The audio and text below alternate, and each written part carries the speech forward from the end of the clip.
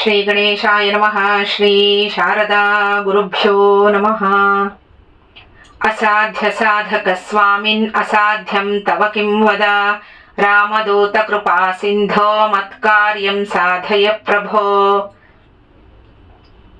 ಶ್ರೀ ಸುಂದರಕಾಂಡದ ಮುಂದಿನ ಸರ್ಗಗಳನ್ನ ಶ್ರವಣ ಮಾಡೋಣ. ತತಃಶಾಖಾಂತರೇ ಲೀನಂ ದೃಷ್ಟ್ವಾ ಚಲಿತಮಾನಸ ವೇಷ್ಟಿತಾರ್ಜುನ ವಸ್ತ್ರಂತಂ ವಿದ್ಯುತ್ ಸಂಘಾತ ಪಿಂಗಲಂ. ಸಾ ದದರ್ಶ ಕಪಿಂ ತತ್ರ ಪ್ರಶ್ರಿತಂ ಪ್ರಿಯವಾದಿನಂ ಫುಲ್ಲಾಶೋಕೋತ್ಕರಾಭಾಸಂ ತಪ್ತ ಚಾಮೀಕರೇ ಕ್ಷಣಂ. ಸೀತಾದೇವಿ ರೆಂಬೆಗಳ ಮಧ್ಯದಲ್ಲಿ ಅಡಗಿಕೊಂಡಿದ್ದ ಹನುಮಂತನನ್ನ ನೋಡ್ತಾಳೆ. ಅವನು ಆ ಸಮಯದಲ್ಲಿ ಬಿಳುಪಾದ ವಸ್ತ್ರವನ್ನ ಹುಟ್ಟಿದ್ದ, ಪಿಂಗಳ ವರ್ಣದವನಾಗಿದ್ದ, ವಿನಯಶೀಲನಾಗಿ ಪ್ರಿಯವಾದ ಮಾತುಗಳನ್ನ ಆಡ್ತಿದ್ದ. ಅವನ ಕಣ್ಣುಗಳು ಪುಟಬಿಟ್ಟ ಚಿನ್ನದಂತೆ ಫಳಫಳಿಸ್ತಿತ್ತು.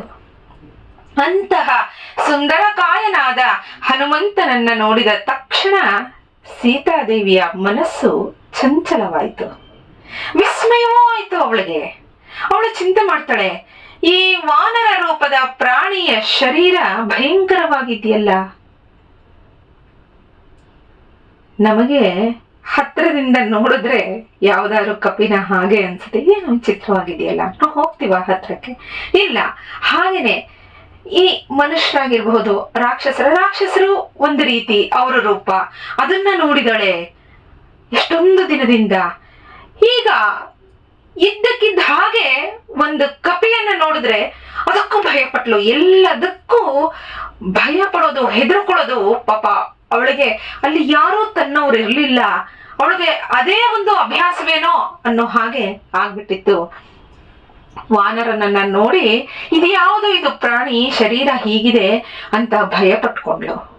ಆದ್ರೆ ಇದರ ತೇಜಸ್ಸು ಸಹಿಸೋಕೆ ಅಶಕ್ಯವಾಗಿದೆಯಲ್ಲ ಅಂತ ಅನ್ಕೋತಾಳೆ. ಅದಿರ್ಲೇಬೇಕಲ್ಲ ಅಂತ ಪ್ರಕಾಂಡ ಪಾಂಡಿತ್ಯ ಹನುಮನಿಗೆ. ಆ ವಿದ್ಯೆಯ ತೇಜಸ್ಸು ಹಾಗೆ ಹೊರ ಹೊಮ್ತಿತ್ತು ಅವನಿಂದ. ನೋಡೋಕ್ಕೂ ಅಸಾಧ್ಯವಾಗಿದೆ ಅನ್ಕೋತಾಳೆ. ಏನ್ ತೇಜಸ್ಸು ಇದು, ಹೀಗೆ ಕಪಿಯಾದ್ರೂ ಎಷ್ಟು ತೇಜಸ್ಸು, ನೋಡೋಕೆ ಆಗ್ತಿಲ್ವಲ್ಲ ಅನ್ಕೋತಾಳೆ. ಹಾಗೆ ತಕ್ಷಣ ಭಯಪಟ್ಟು ರಾಮ ರಾಮ ಅಂತ ಗಟ್ಟಿಯಾಗಿ ಅಳತೊಡಗದ್ಲು. ಮತ್ತೆ ಮೆಲುದನೆಯಲ್ಲೂ ಅಳ್ತಿದ್ಲು. ಇದು ಸ್ವಾಭಾವಿಕವಾಗಿ ಎಲ್ಲರಿಗೂ ಆ ಹೆದರಿಕೆ ಅನ್ನೋದು, ಆ ಭೀತಿ ಆದಾಗ ಪ್ರತಿಯೊಬ್ಬರಿಗೂ ಇದು ಹೀಗೆ ಆಗೋದು. ವಿನೀತನಾಗಿರುವಂತೆ ತನ್ನ ಸಮೀಪದಲ್ಲಿರೋ ಹರಿಶ್ರೇಷ್ಠನಾದ ಹನುಮಂತನನ್ನ ನೋಡಿ ಇದೇನು ಕನಸ ಅಂತ ಯೋಚಿಸ್ತಾಳೆ. ವಜ್ರಾಯುಧ ಪ್ರಹಾರದಿಂದ ವಕ್ರವಾಗಿದ್ದ ಮುಖವುಳ್ಳವನಾಗಿದ್ದ ಆಂಜನೇಯ ಅತ್ಯಂತ ಬಲಶಾಲಿಯಾಗಿದ್ದ. ಸೀತಾದೇವಿ ಪುನಃ ಪುನಃ ನೋಡ್ತಾಳೆ, ಇದೇನಿದು, ಎಂದು ಇಷ್ಟು ದಿನ ಯಾವ ವೃಕ್ಷದಲ್ಲಿಯೂ ನಾನು ಈ ರೀತಿಯಾದ ಕಪಿಯನ್ನ ನೋಡೇ ಇಲ್ವಲ್ಲ. ಇದ್ದಕ್ಕಿದ್ದ ಹಾಗೆ ಇವತ್ತು ಏನಿದು ದೃಶ್ಯ, ಯಾಕೆ ಹೀಗೆ? ಬೆದರದ್ಲು ಒಂದು ಕ್ಷಣ. ರಾವಣನೇ ಆ ವೇಷದಿಂದ ಬಂದಿದ್ದಾನೇನೋ ಅಂತ ಭಾವಿಸಿ ಮೂರ್ಛೆ ಹೋದ್ಲು. ಬಹಳ ಹೊತ್ತು ಕಳೆದ ನಂತರ ಪುನಃ ಎಚ್ಚರಗೊಂಡು ಚಿಂತಿಸ್ತಾಳೆ. ಭಯಂಕರವಾದ ಸ್ವಪ್ನವನ್ನ ನಾನು ಕಾಣ್ತಿದ್ದೀನಲ್ಲ. ಸ್ವಪ್ನಗಳಿಗೆ ಸಂಬಂಧಿಸಿದ ಅನೇಕ ಶಾಸ್ತ್ರಗಳಲ್ಲಿ ಸ್ವಪ್ನದಲ್ಲಿ ಕಪಿಯನ್ನ ಕಾಣಕೂಡದು, ಅಂದ್ರೆ ಕನಸಿನಲ್ಲಿ ಕಪಿಯನ್ನ ನೋಡಬಾರ್ದು ಅಂತ ಹೇಳಿದೆಯಲ್ಲ. ಆದ್ರೆ ನಾನು ಈಗ ಕನಸಿನಲ್ಲಿ ಕಪಿಯನ್ನೇ ನೋಡಿದ್ನಲ್ಲ, ನನಗಾಗ್ಲಿ ನನ್ನ ಕಡೆಯವ್ರಿಗಾಗ್ಲಿ ಏನೂ ಅನಿಷ್ಟವಾಗದಿದ್ರೆ ಸಾಕು. ಲಕ್ಷ್ಮಣ ಸಹಿತನಾದ ಶ್ರೀರಾಮನಿಗೆ ಮಂಗಳವಾಗಲಿ, ಅವನಿಗೆ ಯಾವ ತೊಂದರೆಯೂ ಆಗದು ಬೇಡ, ಹಾಗೆ ನನ್ನ ತಂದೆ ಜನಕ ಮಹಾರಾಜನಿಗೂ ಮಂಗಳವಾಗಲಿ ಅಂತ ಯೋಚನೆ ಮಾಡ್ತಾ ಕೂತ್ಬಿಟ್ಲು. ಮತ್ತೆ ಸ್ವಲ್ಪ ಹೊತ್ತಾದ್ಮೇಲೆ ಅನ್ಕೋತಾಳೆ, ಇದು ನಿಜವಾಗ್ಲೂ ಸ್ವಪ್ನವಾ? ಅಲ್ಲ, ನಾನು ನಿದ್ದೆಯೇ ಮಾಡಿಲ್ವಲ್ಲ, ನನಗೆ ಹೇಗೆ ಕನಸು ಬೀಳತ್ತೆ?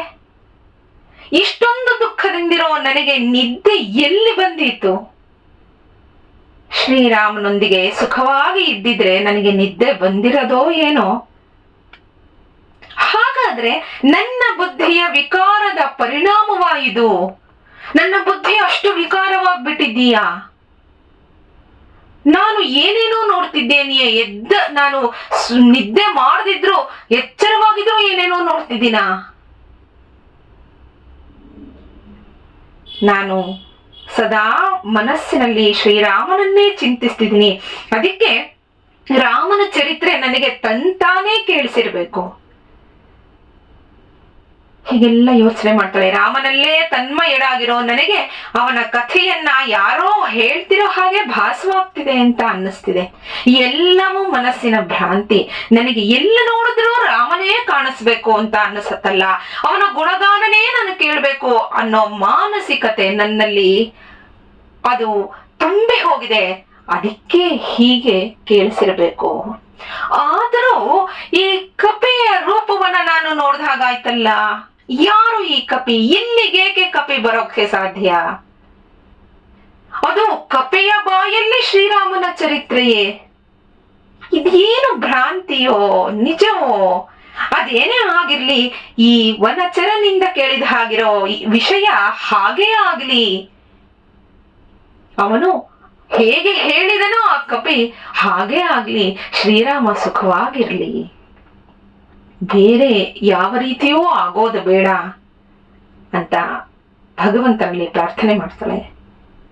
ಮಹಾ ತೇಜಸ್ವಿಯಾದ ಹನುಮಂತ ಶಿಂಶುಪಾ ವೃಕ್ಷದಿಂದ ಇಳಿದು ಸೀತಾದೇವಿಯ ಬಳಿಗೆ ಬಂದು ವಿನೀತನಾಗಿ 2 ಕೈಗಳನ್ನು ತಲೆ ಮೇಲಿಟ್ಕೊಂಡು ಕೈ ಮುಗಿತಾ ಮಧುರವಾಗಿ ಹೇಳ್ತಾನೆ. ಹೇಗೆ ಬರ್ತಾನೆ ಅಂದ್ರೆ, ಹನುಮಂತ ಮೆಲ್ಲ ಮೆಲ್ಲನೆ ಸೀತೆಗೆ ಹತ್ತಿರವಾಗ್ತಾ ಬರ್ತಾನೆ. ಇಳಿದು ದಡದಡ ಅಂತ ಅವನು ನಡ್ಕೊಂಡ್ ಬರಲ್ಲ, ನಿಧಾನವಾಗಿ ಬರ್ತಾನೆ ಸೀತೆ ಹತ್ರ. ಹೇಳ್ತಾನೆ, ನಿಷ್ಕಳಂಕಳೆ, ವೃಕ್ಷದ ರೆಂಬೆಯನ್ನ ಹಿಡ್ಕೊಂಡು ನಿಂತಿರೋ ನೀನು ಯಾರು? ಇಷ್ಟೊಂದು ದುಃಖ ತಪ್ತಳಾಗಿದ್ದೀಯಲ್ಲ, ಇಷ್ಟು ಸೌಂದರ್ಯದಿಂದ ಕೂಡಿರೋ ನೀನು ಏಕಾದಶ ರುದ್ರರ ಪತ್ನಿಯರಲ್ಲಿ ಒಬ್ಬಳೆ? ದೇವಾಸುರ, ನಾಗ, ಗಂಧರ್ವ, ರಾಕ್ಷಸ, ಯಕ್ಷ, ಕಿನ್ನರರಲ್ಲಿ ಯಾರು ನೀನು? ಅಥವಾ ನಿನಗೇನಾದರೂ ವಸಿಷ್ಠರ ಪತ್ನಿ ಅರುಂಧತಿಯ ಸಂಬಂಧವಿದೆಯಾ? ಅಥವಾ ಅರುಂಧತಿಯೇ ನೀನೆ? ಇಲ್ಲ ಅಂದ್ರೆ ತನ್ನವರನ್ನ ಕಳ್ಕೊಂಡು ಅಳ್ತಾರಲ್ಲ ಹಾಗೆ ಅಳ್ತಿದೀಯಲ್ಲ, ನಿನ್ನವರಿಗೆ ಯಾರಿಗಾರು ತೊಂದರೆ ಆಗಿದೆಯಾ? ಯಾರು ಹೋಗ್ಬಿಟ್ಟಿದಾರ? ಇಷ್ಟೊಂದು ಅಳ್ತಿದೀಯಲ್ಲ. ಮಹಾರಾಣಿಯರಲ್ಲಿ ಇರೋ ಶುಭ ಚಿಹ್ನೆಗಳನ್ನ ಹೊಂದಿರೋದ್ರಿಂದ ನಿನ್ನನ್ನ ದೇವತೆ ಅಂತ ನಾನು ಭಾವಿಸಲ್ಲ. ಉತ್ತಮ ಸ್ತ್ರೀತ್ವವನ್ನ ಸೂಚಿಸೋ ಶುಭ ಲಕ್ಷಣಗಳನ್ನ ನಾನು ನಿನ್ನಲ್ಲಿ ಕಾಣ್ತಿದ್ದೀನಿ. ನೀನು ರಾಜಕನ್ಯೆ ಅಂತನೂ ಭೂಪಾಲನೊಬ್ಬನ ಪಟ್ಟ ದರಸಿ ಅಂತನೂ ನನಗೆ ಅನ್ನಿಸ್ತಿದೆ. ನೀನೇನಾದ್ರೂ ರಾವಣನಿಂದ ಅಪಹರಿಸಲ್ಪಟ್ಟ ಸೀತಾದೇವಿ ಆಗಿದ್ರೆ ನಿನಗೆ ಮಂಗಳವಾಗಲಿ. ನನ್ನ ಪ್ರಶ್ನೆಗಳಿಗೆ ದಯಮಾಡಿ ಉತ್ತರಿಸು. ನಿನ್ನ ಮುಖ ದೈನ್ಯವನ್ನ ಹೊಂದಿದೆ, ರೂಪ ಅಪ್ರತಿಮವಾಗಿದ್ದು ಅಮಾನುಷವಾಗಿದೆ. ನೀನು ನಿಶ್ಚಯವಾಗಿಯೂ ಶ್ರೀರಾಮನ ಪತ್ನಿಯೇ ಅಂತ ನನಗೆ ಅನ್ನಿಸ್ತಿದೆ ಅಂತ. ಅದಕ್ಕೆ ಹನುಮನಿಗೆ ವಿವೇಚನೆ ಜಾಸ್ತಿ ಅಂತ ಹೇಳೋದು. ಮರದಿಂದ ಇಳಿದು ದಡದಡ ಅಂತ ಸೀತೆಯ ಕಡೆಗೆ ನಡ್ಕೊಂಡು ಹೋಗಿ, ನೀನ್ ಸೀತೆ ಅಲ್ವಾ, ರಾಮನ ಹೆಂಡತಿ ಅಂತ ಅವನು ಕೇಳಲಿಲ್ಲ. ಅವಳು ಏನು ಹೇಳ್ತಾಳೆ, ಇಷ್ಟು ರಾಮ ಇವಳು ಸೀತೆಯೇ ಅನ್ನೋದನ್ನ ಕಣ್ಣಾರೆ ಅವನು ನೋಡಿದಾನೆ, ಎಲ್ಲರೂ ಮಾತಾಡಿರೋದನ್ನ ಅವನು ಕೇಳಿಸ್ಕೊಂಡಿದ್ದಾನೆ, ನೋಡಿದಾನೆ ಎಲ್ಲವನ್ನು. ಆದರೆ ತಕ್ಷಣ ಹೋಗಿ ಹಾಗೆ ಕೇಳಿಬಿಟ್ರೆ, ನೀನ್ ಯಾರು? ಮೊದಲೇ ರಾವಣ ಈ ವೇಷದಿಂದ ಬಂದಿದ್ದಾನೇನೋ ಅನ್ನೋ ಸಂದೇಹ ಇರೋ ಸೀತೆಗೆ ಇನ್ನೂ ಸಂದೇಹ ಜಾಸ್ತಿ ಆಗಲ್ವೇ ಇವನ ಮೇಲೆ? ಅದಕ್ಕೆ ಕೊನೆಯಲ್ಲಿ ಹೇಳ್ತಾನೆ, ಯಾರು ನೀನು? ನನಗೆ ಯಾಕೋ ನೀನು ಶ್ರೀರಾಮನ ಪತ್ನಿಯೇ ಅಂತ ಅನ್ನಿಸ್ತಿದೆ. ಹನುಮನ ಮಾತುಗಳನ್ನ ಕೇಳಿ ಸೀತಾದೇವಿ ಹೇಳ್ತಾಳೆ, ಪ್ರಪಂಚದಲ್ಲಿರೋ ರಾಜಶ್ರೇಷ್ಠರಲ್ಲಿ ಅಗ್ರಗಣ್ಯನಾಗಿದ್ದ ಸುಪ್ರಸನ್ನನಾದ ದಶರಥ ರಾಜನ ಸೊಸೆ ನಾನು. ವಿದೇಹ ರಾಜನಾದ ಮಹಾತ್ಮನಾದ ಜನಕನ ಮಗಳು. ಸೀತಾ ಅಂತ ನನ್ನ ಹೆಸರು. ರಾಮನ ಭಾರ್ಯೆ ನಾನು. ನಮ್ಮ ವಿವಾಹವಾದ ಮೇಲೆ ದಶರಥ ಮಹಾರಾಜ ರಾಮನಿಗೆ ಪಟ್ಟಾಭಿಷೇಕ ಮಾಡೋಕೆ ಉದ್ಯುಕ್ತನಾದಾಗ ಕೈಕೇಯಿಯು ಪಟ್ಟಾಭಿಷೇಕವನ್ನ ನಿಲ್ಲಿಸಿದ್ಲು. ಹಾಗೆ ರಾಮ ಈಗಲೇ ಕಾಡಿಗೆ ಹೋಗ್ಲಿ ಅಂತ ಹೇಳಿ ಹಿಂದೆ ದಶರಥ ಕೊಟ್ಟಿದ್ದ ವರರೂಪವಾದ ಮಾತನ್ನ ಆಗ ಸಾಧಿಸಿಕೊಂಡ್ಲು. ಶ್ರೀರಾಮಚಂದ್ರ ಅಭಿಷೇಕಕ್ಕಿಂತಲೂ ಪ್ರಿಯಕರವಾದ ತಂದೆಯ ಮಾತನ್ನ ನಡೆಸಿಕೊಡೋಕೆ ಅರಣ್ಯಕ್ಕೆ ಹೊರಡೋಕೆ ಸಿದ್ಧನಾದ. ಆಗ ಅವನಿಲ್ಲದೆ ಅಯೋಧ್ಯೆಯಲ್ಲಿ ಇರೋಕೆ ಇಷ್ಟವಿಲ್ಲದ ನಾನು ಅವನಿಗಿಂತ ಮೊದಲೇ ಅರಣ್ಯಕ್ಕೆ ಹೊರಟೆ. ಕಪೀಶ್ವರ ನಹಿಮೇ ತೇನ ಹೀನಾಯ ವಾಸ ಸ್ವರ್ಗೇ ಪಿರೋಚತೆ ಅಂತ ಹೇಳ್ತಾಳೆ. ರಾಮನಿಲ್ಲದೆ ನನಗೆ ಸ್ವರ್ಗವಾಸವೂ ರುಚಿಸಲ್ಲ. ಅದಕ್ಕೆ ರಾಮ ಲಕ್ಷ್ಮಣರೊಂದಿಗೆ ನಾನೂ ಕಾಡಿಗೆ ಬಂದೆ. ರಾವಣನ ಕಪಟತನದಿಂದ ಅವನಿಂದ ಅಪಹರಿಸಲ್ಪಟ್ಟೆ. ರಾವಣ ನನಗೆ 2 ಮಾಸಗಳ ಅವಧಿ ಕೊಟ್ಟಿದ್ದಾನೆ. ಅದು ಕಳೆದ ತಕ್ಷಣ ನಾನು ಈ ದೇಹವನ್ನ ತ್ಯಜಿಸ್ತೀನಿ ಅಂದ್ಲು. ಸೀತಾದೇವಿಯ ಮಾತುಗಳನ್ನ ಕೇಳಿ ಹನುಮಂತ ಅತ್ಯಂತ ಶೋಕ ಪಡ್ತಿದ್ದ ಸೀತಾದೇವಿಗೆ ಸಮಾಧಾನದ ಮಾತುಗಳನ್ನ ಹೇಳ್ತಾನೆ. ವೈದೇಹಿ, ಶ್ರೀರಾಮ ಕುಶಲಿಯಾಗಿದ್ದಾನೆ, ಹಾಗೆ ನಿನ್ನ ಕುಶಲವನ್ನೂ ಕೇಳಿದಾನೆ. ರಾಮನ ಸಂದೇಶದಿಂದಲೇ ನಾನು ಇಲ್ಲಿಗೆ ದೂತನಾಗಿ ಬಂದಿದ್ದೀನಿ. ರಾಮ ಲಕ್ಷ್ಮಣರಿಬ್ಬರೂ ಕುಶಲಿಗಳಾಗಿದ್ದಾರೆ. ನಿನ್ನ ಅಗಲಿಕೆಯಿಂದ ಶ್ರೀರಾಮನಷ್ಟೇ ಅಲ್ಲ, ಲಕ್ಷ್ಮಣನೂ ಬಹಳ ದುಃಖಿತನಾಗಿದ್ದಾನೆ. ಹನುಮಂತರ ಮಾತನ್ನ ಕೇಳಿ ಸೀತೆ ಪುಳಕಿತಳಾಗ್ತಾಳೆ. ಸಹಜ ಅಲ್ವಾ? ಯಾವುದೋ ಒಂದು ಫಂಕ್ಷನ್ಗೆ ಹೋಗಿ ಬಂದ್ರೇನೆ ನಮ್ಮ ಮನಸ್ಸಿನಲ್ಲಿ ಅಕಸ್ಮಾತ್ ನಾವು ಹೋಗದಲ್ಲೇ ನಮ್ಮ ಮನೆಯವ್ರು ಯಾರು ಹೋಗಿದ್ರೆ ನಮ್ಮನ್ನೇನಾರು ಕೇಳಿರ್ತಾರ, ನನ್ನ ಬಗ್ಗೆ ಏನಾರು ವಿಚಾರಿಸಿರ್ತಾರ ಅಂತ. ಇದು ಎಲ್ಲರ ಮನಸ್ಸಿನಲ್ಲಿ ಬರುವಂಥದ್ದು. ಯಾಕೆ ಬರ್ಲಿಲ್ಲ ಅಂತ ಏನಾರು ಕೇಳಿರ್ತಾರ, ನಮ್ಮ ಬಗ್ಗೆ ಏನಾರು ವಿಚಾರಿಸ್ಕೊಂಡಿರ್ತಾರ ಅಂತ. ಇನ್ನು ಈ ರೀತಿಯಾಗಿ ಅಪಹರಣಗೊಂಡ ಸೀತೆಗೆ ತನ್ನವರು ತನ್ನ ಬಗ್ಗೆ ಯೋಚನೆ ಮಾಡ್ತಿದಾರೋ ಇಲ್ವೋ ಅನ್ನೋದು ಮನಸ್ಸಿಗೆ ಬಂದಿರುತ್ತೆ ಅಲ್ವಾ? ಹನುಮಂತ ಹೇಳಿದ ತಕ್ಷಣ ಅವಳಿಗೆ ಮನಸ್ಸಿನಲ್ಲಿ ಏನೋ ಒಂದು ಹರ್ಷ. ರಾಮ ಲಕ್ಷ್ಮಣರು ನನ್ನನ್ನ ಕಾಯ್ತಾ ಇದ್ದಾರಾ, ನನ್ನನ್ನ ಕೇಳ್ತಿದಾರ, ನಾನಿಲ್ಲ ಅಂತ ದುಃಖ ಪಡ್ತಿದಾರ ಅಂತ. ಸೀತಾ ಹನುಮರ ಆ ಶುಭ ಸಮಾಗಮ ಅವರಿಬ್ಬರಲ್ಲಿ ಪರಸ್ಪರವಾಗಿ ಪ್ರೀತಿ ವಿಶ್ವಾಸಗಳನ್ನ ಮೂಡಿಸಿದ್ವು. ಸೀತೆಯಲ್ಲಿ ವಿಶ್ವಾಸಪೂರ್ಣವಾದ ಮುಖಭಾವವನ್ನ ಹನುಮಂತ ನೋಡ್ತಾನೆ. ಆಮೇಲೆ ಸ್ವಲ್ಪವೇ ಸೀತೆಯ ಹತ್ತಿರಕ್ಕೆ ಹೋದ. ಆಗಲೂ ಸೀತೆಗೆ ಇವನು ರಾವಣ ಇರಬಹುದಾ ಅನ್ನೋ ಶಂಕೆ ಮತ್ತೆ ಮತ್ತೆ ಬರ್ತಿತ್ತು. ಅಷ್ಟು ಮನಸ್ಸಿನಲ್ಲಿ ಕುಂದು ಹೋಗಿದ್ಲು ಅವಳು ಮತ್ತೆ ತಲೆ ಎತ್ತಿ ಹನುಮಂತನನ್ನ ನೋಡ್ಲೇ ಇಲ್ಲ.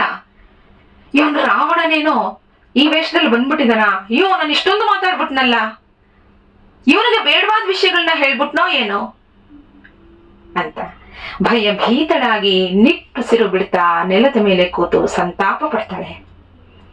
ಮತ್ತೆ ಕೆಲ ಹೊತ್ತಾದ ಮೇಲೆ ಹನುಮಂತನಿಗೆ ಹೇಳ್ತಾಳೆ, ಒಂದು ವೇಳೆ ನೀನು ರಾಮನ ದೂತನೇ ಆಗಿದ್ರೆ ನಿನಗೆ ಮಂಗಳವಾಗ್ಲಿ. ನಿನ್ನನ್ನ ಶ್ರೀರಾಮನ ವಿಷಯವಾಗಿ ಪ್ರಶ್ನಿಸ್ತೀನಿ. ಶ್ರೀರಾಮ ಕಥೆಯೇ ನನಗೆ ಅತ್ಯಂತ ಪ್ರಿಯವಾದ್ದು. ವಾನರ, ಪ್ರಿಯವಾದ ನನ್ನ ರಾಮನ ಗುಣಗಳನ್ನ ವರ್ಣಿಸು ಅಂತ. ಅವಳ ಮನಸ್ಸಿನಲ್ಲಿ ಹನುಮ ರಾವಣನೇ ಅನ್ನೋ ಶಂಕೆ ಆಗಾಗ ಮೂಡ್ತಿತ್ತು. ಅದು ಹಾಗೆ ಇರ್ತಿರ್ಲಿಲ್ಲ, ಮನಸ್ಸು ಹೇಳಲಿಲ್ಲ ಇವನು ರಾವಣನೇ ಅಂತ ಹೇಳಲಿಲ್ಲ. ಆದರೆ ಆ ಒಂದು ಭಯದಿಂದ ಬಂದ ಆ ಒಂದು ಸಂದೇಹ ಅವಳನ್ನ ಕಾಡ್ತಾ ಇತ್ತು. ಒಂದು ಸ್ವಲ್ಪ ಹೊತ್ತಾದ್ಮೇಲೆ ಕಾಡ್ತಿತ್ತು ಅದು. ಹನುಮಂತ ರಾಮನ ಎಲ್ಲಾ ಗುಣಗಳನ್ನು, ಸಾಹಸಗಳನ್ನು, ಪರಾಕ್ರಮಗಳನ್ನು ವರ್ಣಿಸ್ತಾನೆ. ಸೀತೆ ಜೊತೆ ಇರದ ರಾಮನ ವಿರಹ ವೇದನೆಯನ್ನ ಅವಳಿಗೆ ಅರ್ಥೈಸ್ತಾನೆ. ರಾಮನ ದೂತನಾಗಿ ಮಹಾಸಾಗರವನ್ನ ದಾಟಿ ಬಂದಿರೋ ನನ್ನ ಮೇಲೆ ದಯಮಾಡಿ ನಂಬಿಕೆ ಇಡು ಅಂತ ಬೇಡ್ತಾನೆ. ನೀವು ಭಾವಿಸ್ತಿರೋ ಹಾಗೆ ನಾನು ರಾವಣನಲ್ಲ, ನಾನು ರಾಮದೂತ ಹನುಮ. ಶ್ರೀರಾಮನೇ ನನ್ನ ಪ್ರಭು, ನಿನ್ನ ಸಂದೇಹವನ್ನ ದೂರ ಮಾಡು ತಾಯಿ ಅಂತ ಸೀತಾದೇವಿನ ಪ್ರಾರ್ಥನೆ ಮಾಡ್ಕೋತಾನೆ. ಅವಳನ್ನ ಬೇಡ್ಕೋತಾನೆ, ಅವಳಿಗೆ ಹೇಳ್ತಾನೆ, ಅವಳಿಗೆ ಅರ್ಥೈಸ್ತಾನೆ. ವಿಧವಾಗಿ ಬಗೆಯಾಗಿ ಅವಳಿಗೆ ಎಷ್ಟೊಂದು ರೀತಿಯಲ್ಲಿ ಅರ್ಥೈಸ್ತಾ ಬರ್ತಾನೆ. ನಾಳೆ ಮುಂದಿನ ಸರ್ಗಗಳನ್ನ ಶ್ರವಣ ಮಾಡೋಣ. ಶ್ರೀರಾಮ ಜಯ ರಾಮ, ಜಯ ಜಯ ರಾಮ. ನಮಸ್ಕಾರ.